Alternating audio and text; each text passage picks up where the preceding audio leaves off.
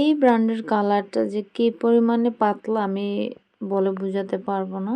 আর আপনারা যারা Camel use করেন না, কিভাবে যে আপনারা পেন্টিং করেন আমি আসলে বুঝি না। যে অনেক বেশি পাতলা। এখানে দেখেন আমি কিন্তু ইটের অনেক হাইলাইট করেছি, মানে আলো ছায়ার যে পেপারটা অনেক বেশি হাইলাইট করেছি।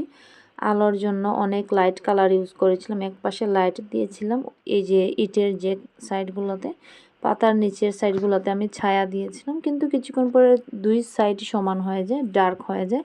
এখানে অনেকবার আমি লাইট কালার দিয়েছিলাম, কিন্তু লাইট কালারের লাইট থাকে না, একদম ছায়ার সাথে মিক্স হয়ে ডার্ক হয়ে যায়।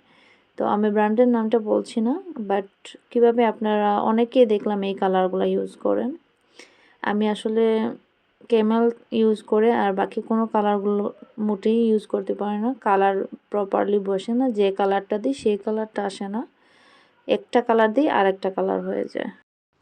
পুরো পেন্টিংটা করার পরে যখন এই মাস্কিং টেপটা উঠাই তখন আসলে পেন্টিংটা মাশাআল্লাহ এত ভালো লাগে। দেখা হবে নেক্সট ভিডিওতে। সবাই ভালো থাকবেন। আল্লাহ হাফিজ।